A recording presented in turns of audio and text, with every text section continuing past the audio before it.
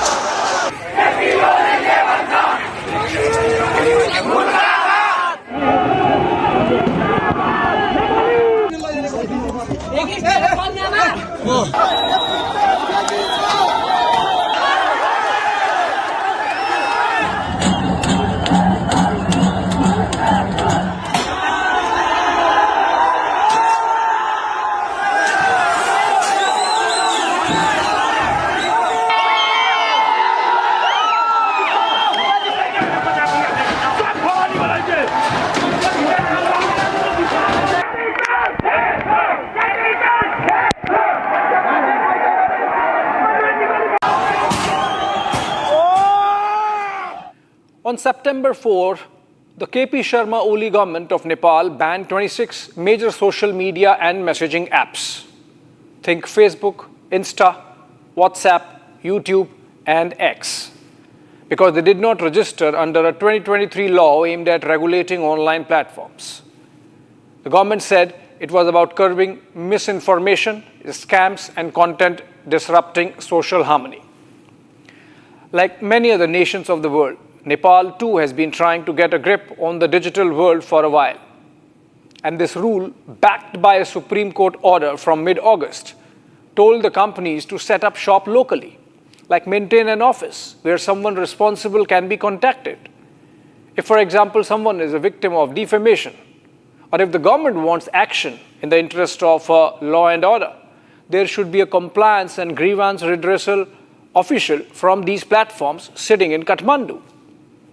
Something exactly similar has been done in India, in fact, and everyone has complied. Only that in the case of Nepal, despite multiple extensions of the deadline, none did except for TikTok and Viber. The Oli government snapped after the last deadline of August 28 and came out with the ban order on September 4. For the government, it seemed like a simple executive fiat to enforce a law with the backing of the topmost score of the country. Something similar had already happened at a smaller scale. TikTok was banned for 9 months until it complied, and Telegram was thrown out of the country for its failure. Oli and his advisors thought perhaps this mass banning too would get the big corporations to act. So far, so good. But with over 90% of Nepal's internet traffic tied to social media, the sheer number of people affected by the decision was huge. Add to it the fact that increasingly, while we associate those social media apps with entertainment and time pass, there is important social angle of education, of commerce, and communication connected. The ban hit hard. Discontent was immediate. With about 10% of Nepal's population living abroad as migrants or a temporary workforce, millions of Nepalis rely on these apps to chat with families back home. Migrant workers send home a third of the country's GDP as remittances, run businesses, or just stay entertained. Some fuel to the smoldering embers was added by usual suspects like the Amnesty International, which cried foul and called the decision aimed more at curbing democratic rights and free speech. So when the excess vanished, the youth, especially Gen Z, hit the streets. That's why this got branded as a Gen Z riot. By September 8, protests erupted in Kathmandu and beyond. 19 were killed on day one, making the situation more explosive. The Oli government completely misread the situation. It stood in a stupor like a hare caught in the headlights of a speeding car coming its way.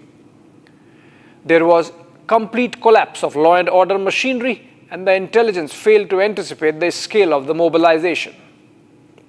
As Prime Minister Oli dug in his heels, refusing to roll back the ban despite day one of mayhem, second day turned into a horrific disaster. Every minister or politician the protesters could lay their hands on was badly beaten up. Even their families were not spared. Every institution faced the wrath of the mob. The parliament was gutted. The Supreme Court was burnt.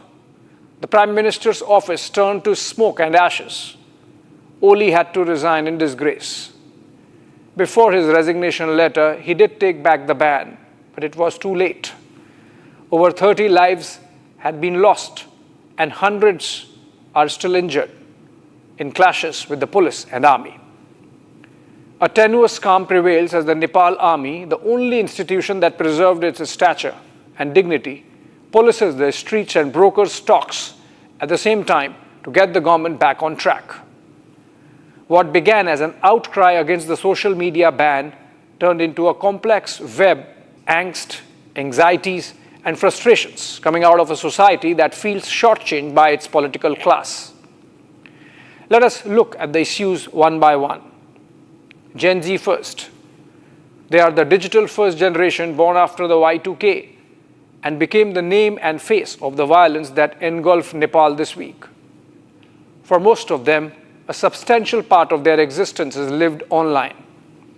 It's a self-contained universe which the bans brought crashing down. That they are addicted would be an understatement. The violence was a withdrawal symptom. Living a virtual life with its associated uncertainty and directionlessness, they might not have even realized that their quest for reels has had real-world consequences. Look at this video of a protester dancing with what seems like properly choreographed moves with the Prime Minister's residence going up in flames in his backdrop. This is the zeitgeist of the times they live in. The real is real. Even a riot situation, the camera is the prop. Slash and burn is their idea of justice, not due process of law. Those pictures were horrific. There can't be romance to it. Connected with this virtual world dystopia of the Gen Z is the physical world want of a job. You can live and breathe reels, but you need bread in your stomach. That's where the Nepali polity and governance come in. With an unemployment rate of over 20%, a stagnating economy, corruption in government, nepotism in politics, it was always a tinderbox waiting for a match. We need all those corrupt politicians and corrupt politics to be completely extinct. We don't need any of these corrupt politicians here in Nepal. ये देश हमारा है, ये जिंदी लोग का देश है, ये नेता लोग सब भाग गया, ये नेता लोग काम चोर है, भ्रष्टाचारी है। आप लोग देख रहे हैं संसद भवन कितना जल रहा है, यहीं पर नेता लोग अपना भ्रष्टाचारी लुकाते हैं, बैठते हैं। अब क्या हो रहा है देखिए, आज सभी नेता लोग का घमंड तो टूट ही गया है ना। सुनिए, जो हुआ है ना, ये इतना कुछ ये सोशल बैंडिंग के लेके नहीं हुआ है। हम लोगों को चाहिए यूथ लीडर चाहिए।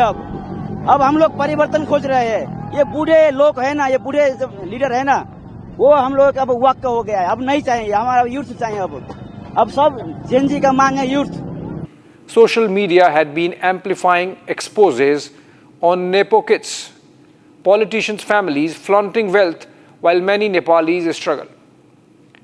The protests weren't just about getting Instagram back. They were a scream against a system that feels rigged. You wonder why every former Prime Minister and his family members were targeted? Look at this.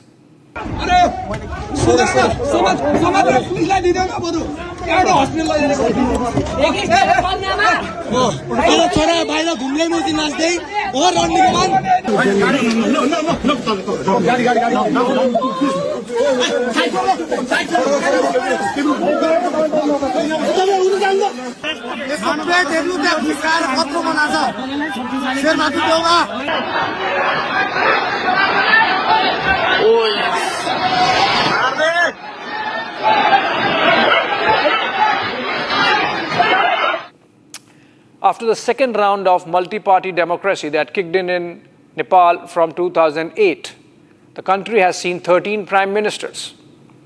The same set of leaders, same set of people around them, a game of musical chairs in which personal ambition takes precedence over national interest, where political intrigue guides public conduct. Corruption has been rampant. Nepal has slipped on most development parameters. Infrastructure is broken. But for mountain tourism and foreign remittances of Nepalis abroad, which, as I mentioned, constitute 1/3 of the nation's GDP, the economy is in complete shambles.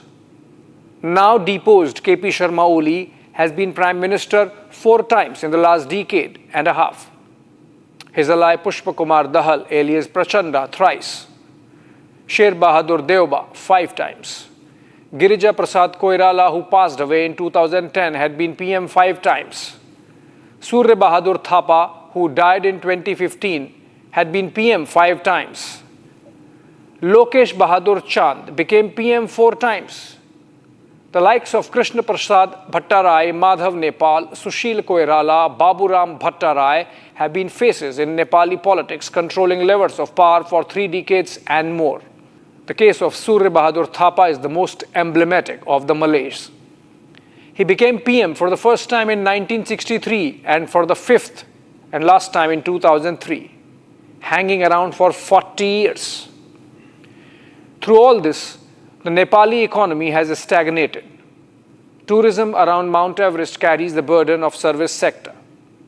Against the potential of 100 gigawatts of hydropower, Nepal has managed just about 2.5 gigawatts of installed capacity.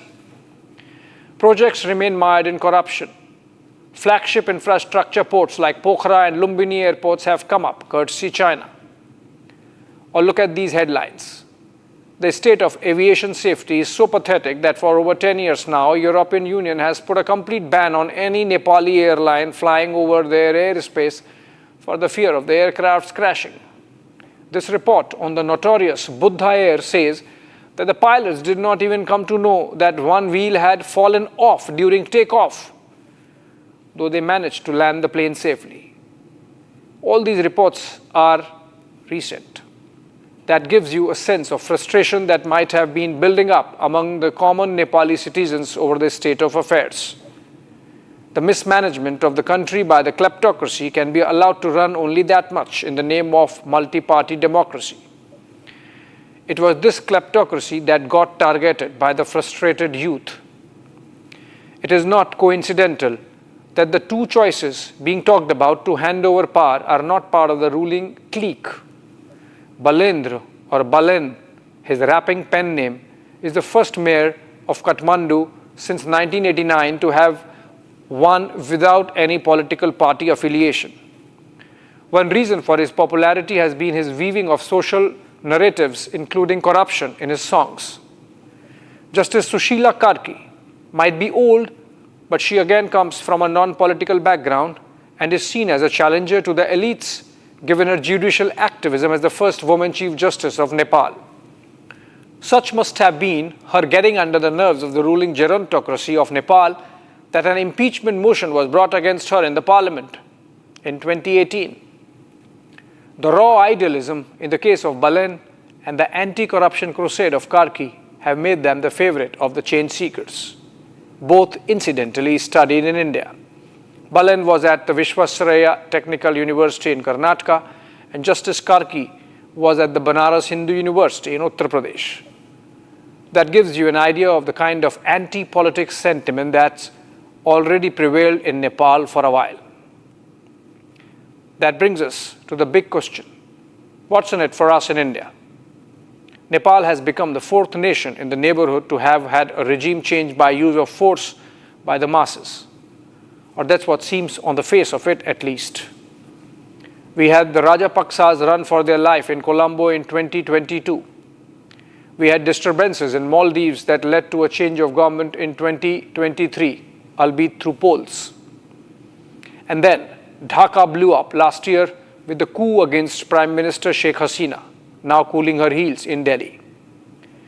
This regime change with the use of street power and violence should concern us as much as it should any democratic society in the world. There are two patterns in these examples above. Like it happened in the case of Sri Lanka and Maldives, economic mess led to outpouring of public anger and consequent loss of mandate for the incumbent governments. In the case of Bangladesh, there's ample circumstantial evidence to connect the students' unrest with foreign hand.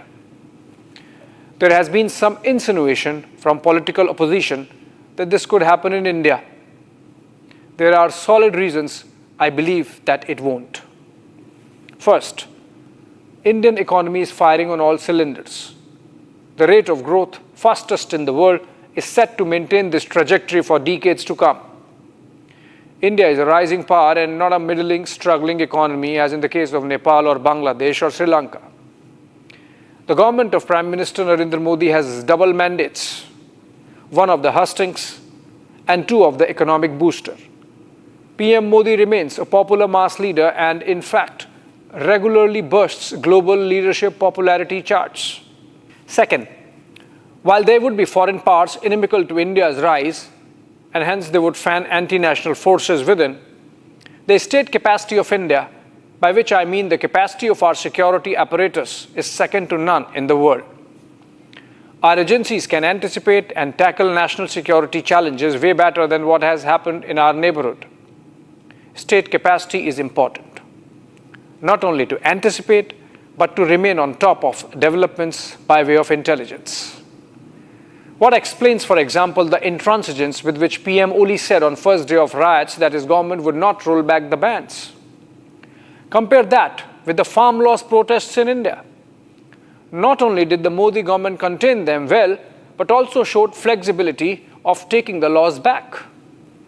Or in the case of CA NRC protests, even though the government dug in its heels, as did the protesters, both sides knew where the red line was. In the case of the government, on how much to push, and in the case of protesters, where their right to protest met the imperatives of public order. A reminder of which came this week, incidentally, when the bail petitions of Sharjeel Imam and Umar Khalid, wanting to break India, were rejected by the topmost court of the country. Everyone should get the message. Everyone should feel reassured. Before I close, one more look at this phenomenon of social media and its clout. It's a reality every nation, every society, and every government must live with. Nepal has become the latest example of how the internet is a tool both constructive and destructive. In 2018, Facebook admitted that its platform became an instrument of accentuating violence in Myanmar. The episode perhaps played its role in a larger pushback under which Facebook ultimately decided to pull the plug on news from its platform. Social media amplifies without filters. What gets classified as social media is a US $250 billion plus advertising juggernaut. In India, the influencer marketing is already pegged at about 3,000 crore rupees. And that's just one small sliver of the social media universe. Many influencers, having built their followers and fan base, are monetizing the numbers for cash and moolah. Quite a few of them are turning entrepreneurs, selling products from face creams to underwear. It's a natural progression. You would have heard of Mr. Beast, world's top most followed YouTube channel. Jimmy Donaldson, or Mr. Beast, now earns more money from old world businesses like selling chocolates than his videos. By next year, his media business would likely contribute only a fifth of his total earnings. He has recently even hired an executive to cut the production costs of his classy videos. YouTube revenue in India is likely to be rupees 15,000 crores this year, more than half of which is shared with the content creators, which means about rupees 8,000 crores is distributed by YouTube alone. That's 1/4 of the entire television news industry revenue in India. The Income Tax Department has, in fact, for the first time included social media influencers as a category of professionals in this year's IT returns forms. The department found that the number of social media influencers with more than rupees 20 lakhs as annual income has risen sharply over the last 2 years. In some cases, the annual income is in the range of 2 to 5 crores, with rupees 100 crores or more of net worth. Creator economy and the influence of these influencers was not missed even by the Modi government, which organized National Creator Awards last year. This is a digital-first population of 800 million internet users, and you cannot not take them into account. And when you are on everything social media, how can you not mention the most social media-driven leader of the world? In the month of April, President Donald Trump of the United States fired 6 of his National Security Council staffers following a dossier presented to him by a mega, that is Make America Great Again influencer and Trump ally, Laura Loomer. She reached the White House with what she called her research on these intelligence hands like Brian Walsh, Senior Director of Intelligence, who had earlier worked with Secretary of State Marco Rubio on the Senate Intelligence Committee, like Thomas Boudry, the Senior Director of Legislative Affairs, who previously had served as National Security Advisor Mike Walsh's Legislative Director in the Congress, or Maggie Doherty, the Senior Director for International Organizations. Imagine the influence of the influencers. The American president fired a trusted intelligence staffer of his national security advisor based on an intelligence report of a social media influencer. Coming back to Nepal, by the time I was getting this ready, Justice Sushila Karki had emerged as the favorite of the Gen Z insofar as takeover of the interim government is concerned. But guess what? Whichever the next government, it would still need to implement the law mandated by Nepal's Supreme Court. It is going to be a steep learning curve for the citizens of Nepal, their Gen Z included. Thanks for watching.